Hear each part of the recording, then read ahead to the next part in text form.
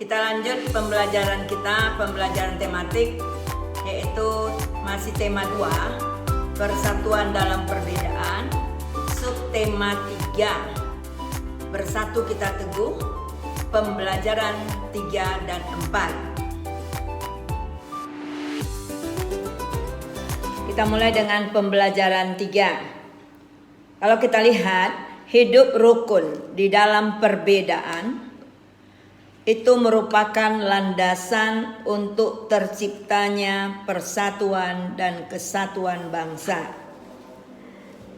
Tuhan menganugerahkan kepada kita beragam tanaman dan hewan agar kita bisa memanfaatkannya. Namun, pemanfaatan tumbuhan dan hewan tidak diiringi oleh sikap yang bijak sehingga banyak terjadi ketidakseimbangan. Sikap yang tidak bijak dari manusia. Sebagai warga negara yang baik, kita perlu bersatu untuk melestarikan hewan dan tumbuhan agar kita manusia ini dapat hidup sejahtera.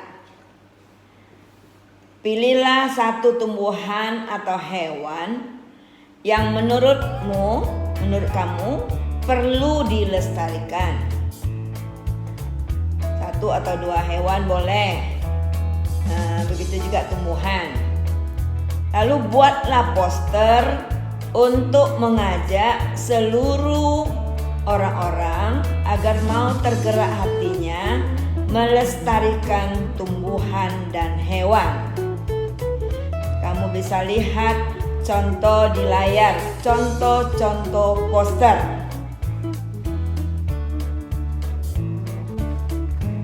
Jadi kalian bisa lihat di layar beberapa contoh poster. Dari contoh-contoh poster yang teacher tayangkan itu, cobalah kalian lihat, ditutupi warna putih kertas gambar dengan pensil warna. Dengan warna ditutup semuanya. Tidak nampak warna putih kertas itu lagi. Kalau masih nampak warna putih berarti itu belum selesai. Buatlah dengan gambar yang menarik dan kata-kata yang menarik. Jangan asal jadi, tidak diwarnai. Kan tidak bagus. Jadi harus diwarnai dengan warna yang harmonis, yang cocok, yang serasi. Dan kata-kata juga mengajak orang-orang agar tidak melakukan penebangan hutan atau perburuan liar terhadap hewan-hewan. Jadi kalau kita buat menarik posternya, maka orang akan mau melaksanakan apa yang tertulis di dalam poster tersebut. Jadi kita mengajak orang-orang untuk melestarikan hewan dan tumbuhan. Tapi kalau tidak menarik, maka orang mungkin tidak akan melaksanakan apa yang tertulis di dalam poster. Buatlah sedemikian menarik. Jadi banyak contoh yang teacher berikan. Hendaknya kalian bisa membuat satu saja poster yang bagus. Pilih di antara semua itu.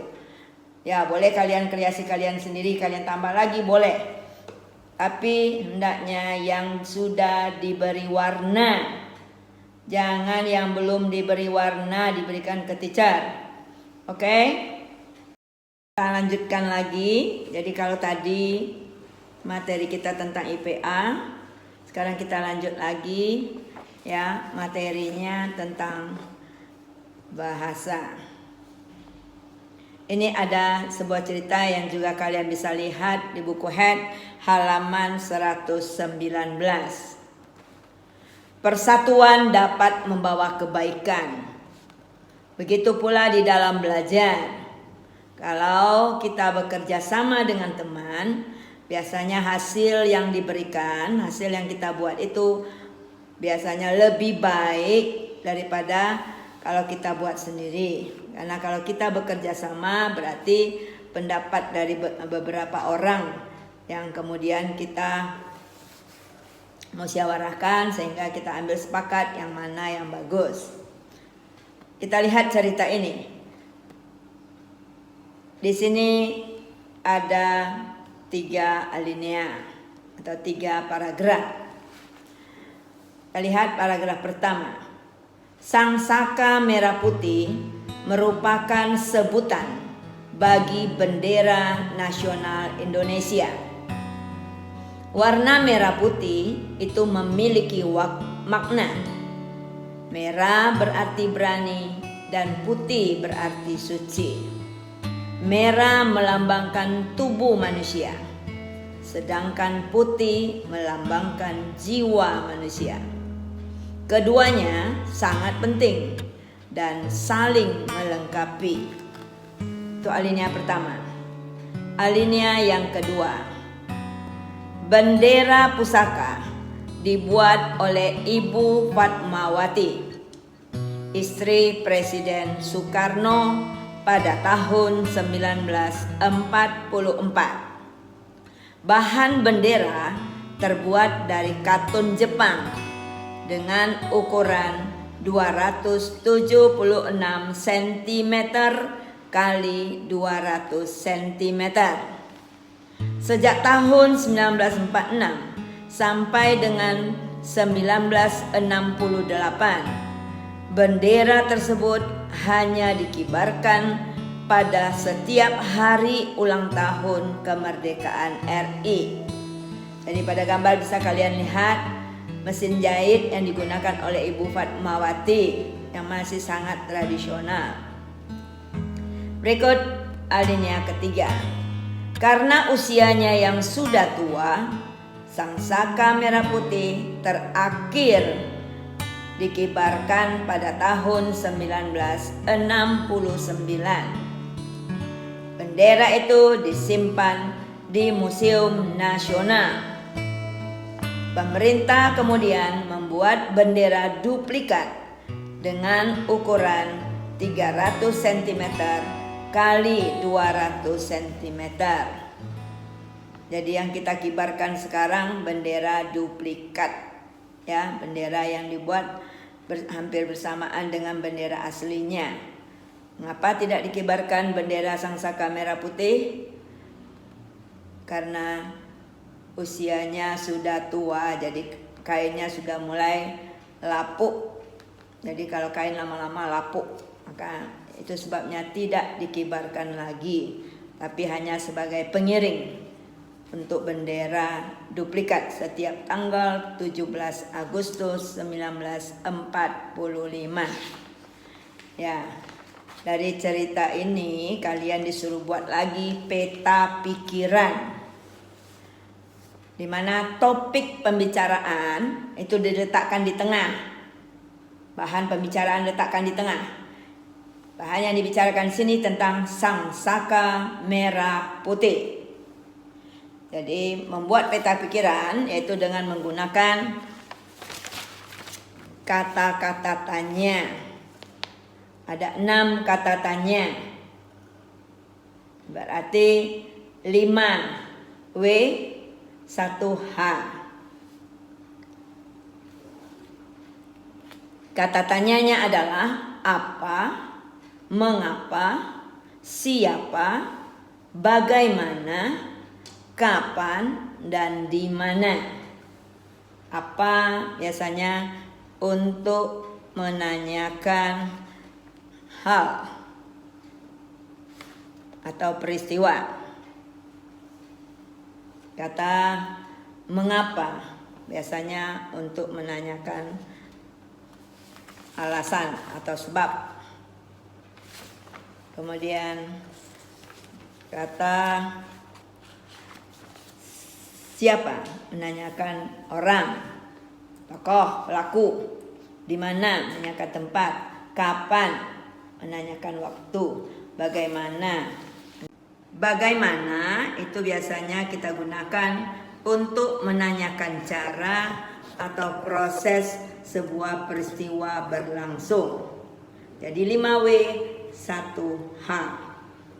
H itu how, menanyakan bagaimana. Jadi yang lainnya what, where, when, who, why.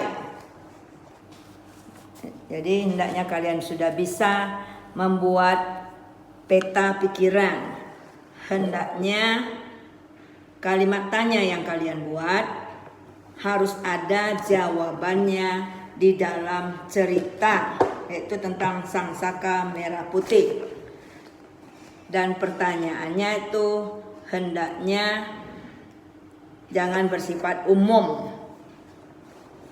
harus bersifat khusus sehingga jawabannya hanya sesuai dengan cerita.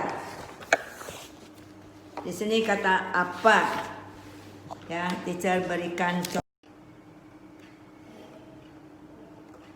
Jadi sudah sering sekali kita disuruh buat peta pikiran.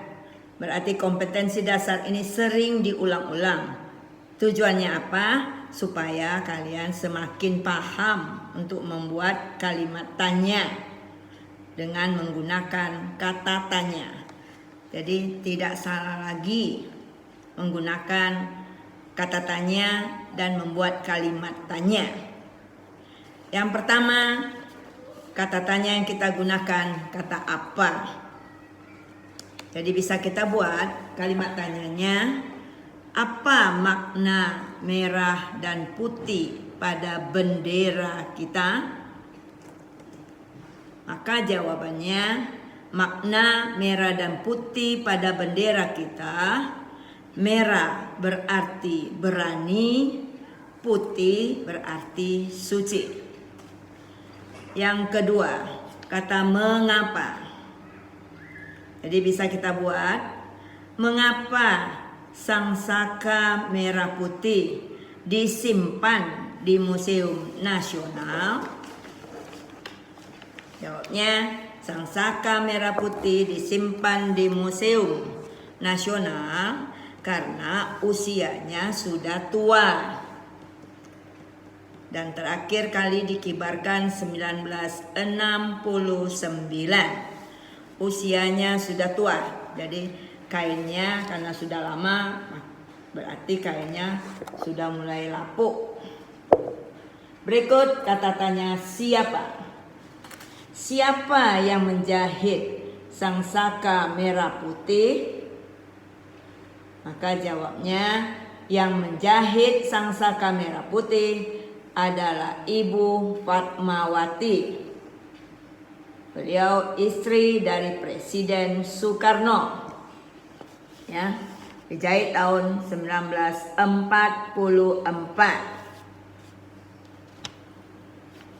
Kemudian kata bagaimana. Bagaimana dibuat ukuran Sang Saka Merah Putih? Ukurannya dibuat 276 cm kali 200 cm. Kemudian kata kapan. Sejak kapan bendera pusaka hanya dikibarkan setiap hari ulang tahun kemerdekaan RI? Jadi jawabannya, bendera pusaka hanya dikibarkan setiap tahun pada ulang tahun kemerdekaan RI sejak tahun 1946 sampai 1968. Kemudian kata di mana. Jadi kalimat tanyanya, di mana bendera merah putih atau di mana Sang Saka Merah Putih disimpan? Jangan lupa buat kalimat tanya pakai tanda tanya. Permulaan kalimat huruf besar. Jadi jawabannya, Sang Saka Merah Putih disimpan di Museum Nasional.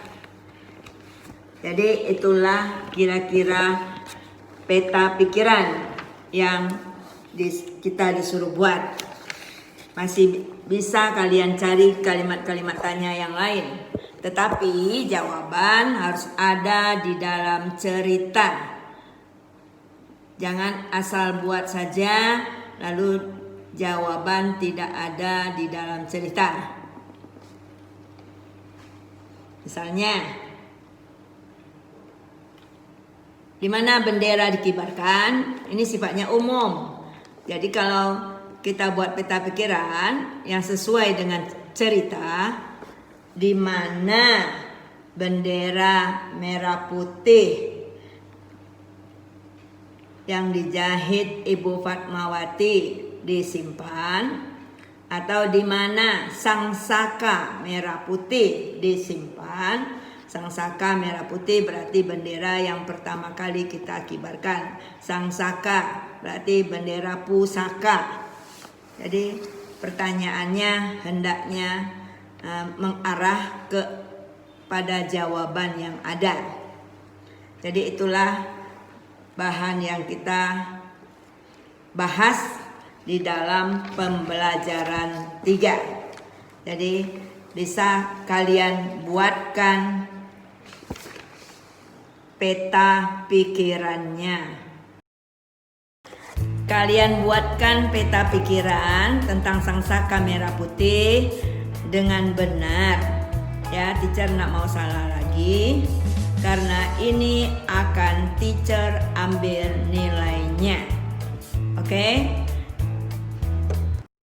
Kita masuk dengan pembelajaran PPKN, di mana di sini materinya makna persatuan dan kesatuan. Persatuan dan kesatuan itu berasal dari kata satu yang mempunyai arti utuh atau tidak terpecah belah. Di dalam konteks keberagaman, persatuan itu mengandung arti bersatunya bermacam-macam corak, beraneka ragam, sehingga menjadi satu kebulatan yang utuh dan serasi. Persatuan dan kesatuan itu harus dijaga oleh seluruh rakyat Indonesia. Oleh karena rakyat kita ini terdiri atas bermacam suku, agama, dan ras, maka persatuan harus diutamakan. Di mana ada pepatah yang mengatakan, bersatu kita teguh, bercerai kita runtuh. Dengan persatuan dan kesatuan, bangsa Indonesia mampu menghadapi penjajah sehingga bisa menjadi negara yang merdeka. Kemudian kita lihat lagi contoh sikap yang mencerminkan persatuan dan kesatuan. Yang pertama, sikap-sikap yang mencerminkan persatuan dan kesatuan adalah yang pertama, menciptakan kerukunan antar sesama manusia. Yang kedua, melaksanakan tanggung jawab dengan hati ikhlas. Ketiga, kita saling menghormati dan menghargai antar sesama manusia. Yang keempat, mematuhi undang-undang dan peraturan yang berlaku. Yang kelima, kita tolong menolong antar sesama manusia. Jadi itulah contoh-contoh sikap yang mencerminkan persatuan dan kesatuan. Kemudian baru contoh penerapan nilai-nilai persatuan dan kesatuan demi mencapai kesejahteraan rakyat. Tahukah kamu bahwa persatuan dan kesatuan itu merupakan modal dasar untuk mencapai kesejahteraan rakyat? Mengapa persatuan dan kesatuan sangat penting peranannya untuk mencapai kesejahteraan umum? Ya, ayo kita pelajari. Ini ada sebuah cerita, yaitu tentang mengapa persatuan dan kesatuan penting untuk kesejahteraan umum. Di sini ada 6 alinea atau 6 paragraf. Paragraf pertama. Penduduk Indonesia yang terdiri dari beragam suku bangsa tersebar di seluruh wilayah kepulauan Indonesia. Persatuan dalam keberagaman merupakan modal utama dalam mencapai masyarakat sejahtera. Alinea kedua, rakyat yang bersatu di dalam suasana yang aman itu turut mendukung pelaksanaan pembangunan. Jika pembangunan berjalan dengan baik, maka kesejahteraan rakyat akan meningkat. Sebaliknya, jika negara terpecah belah dan tidak aman, maka pembangunan akan terhambat. Pembangunan yang terhambat akan mempengaruhi kesejahteraan.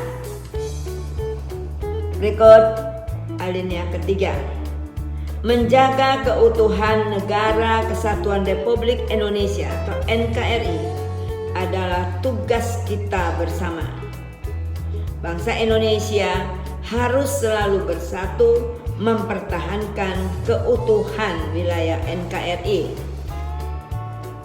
Usaha-usaha di dalam menjaga keutuhan NKRI dapat dilakukan dengan cara memelihara ketertiban dan keamanan, menghindari pertikaian antar suku, menumbuhkan sikap toleransi, menghargai perbedaan, menjaga perbatasan Indonesia dengan negara lain, dan menjaga pulau-pulau paling luar dari Indonesia. Kita lihat alinea ke-6. Contoh sikap yang mencerminkan persatuan dan kesatuan adalah menciptakan suasana rukun, melaksanakan tanggung jawab, saling menghormati antar sesama, mematuhi peraturan yang berlaku, saling tolong-menolong dengan sesama, menghargai teman yang berbeda suku, bangsa, agama, dan adat istiadat. Ayo kita tegakkan persatuan dan kesatuan demi tercapainya masyarakat NKRI yang sejahtera. Ya, kira-kira itulah ceritanya. Kita juga disuruh lagi membuat peta pikiran, tetapi dengan topik pembicaraan di sini, mengapa persatuan dan kesatuan penting untuk kesejahteraan umum. Jadi kita juga masih menggunakan kata-kata tanya di dalam peta pikiran. Apa, mengapa, siapa, di mana, kapan, dan bagaimana. Jadi kalian harus tahu ya, kata apa biasanya digunakan di dalam kalimat yang bagaimana ya. Dia harus tahu pengertian dari kata-kata tanya itu. Kita coba menjawab. Jadi di sini kita bisa membuatkan peta pikiran yang pertama dengan kata apa. Tapi hendaknya jawaban ada di dalam teks. Apa usaha untuk menjaga keutuhan NKRI? Tanda tanya. Jadi nanti kalian bisa jawab sendiri. Yang kedua, kata mengapa. Mengapa persatuan dan kesatuan penting untuk kesejahteraan umum? Yang ketiga, kata siapa. Siapa yang bertugas menjaga keutuhan NKRI?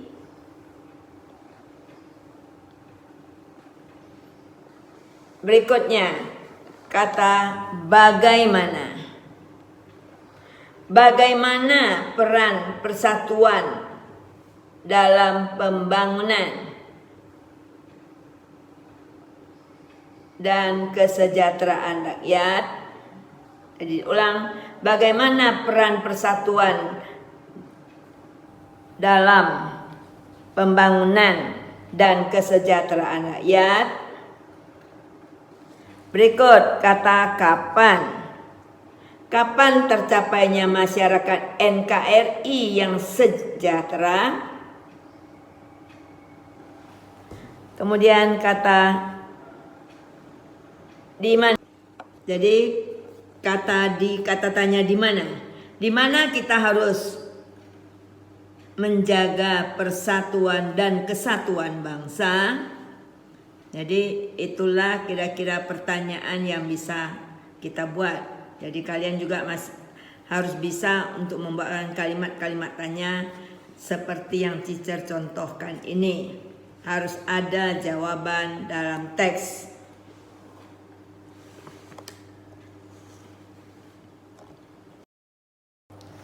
Kita lihat selanjutnya, yaitu contoh penerapan nilai-nilai persatuan dan kesatuan demi mencapai kesejahteraan rakyat. Contoh-contoh penerapan persatuan dan kesatuan. Yang pertama, kita mencintai dan menggunakan produk Indonesia. Dengan memakai produk-produk Indonesia, berarti kita memberikan kesejahteraan kepada pengusaha Indonesia untuk berkembang. Dengan demikian, pengangguran akan berkurang dan kesejahteraan rakyat juga bisa meningkat. Yang kedua, dengan rajin belajar untuk membangun bangsa. Sebagai seorang pelajar, kita harus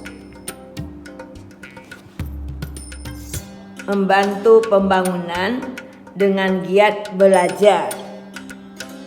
Dengan banyaknya wawasan dan pengetahuan kita, maka kita bisa gunakan untuk pembangunan bangsa.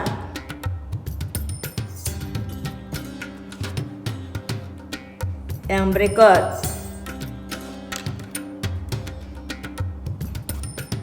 mempererat kerjasama. Jadi contohnya mempererat kerjasama, yaitu kerjasama di dalam bidang ekonomi antar dua daerah yang memiliki sumber daya alam yang berbeda. Ini dapat saling melengkapi dan menyempurnakan. Saling melengkapi kekurangan dari masing-masing daerah. Jadi itulah kira-kira cara kita menerapkan nilai-nilai persatuan dan kesatuan demi tercapainya kesejahteraan rakyat. Kita lanjut dengan pembuatan buku mini. Ya.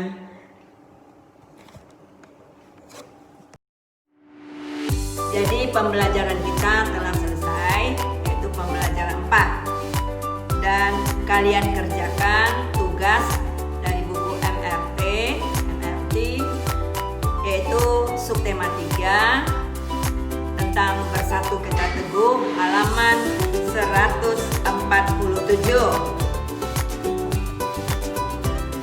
Pembelajaran 3 kemudian dilanjutkan dengan pembelajaran 4, hanya kelompok A saja. Ya, selamat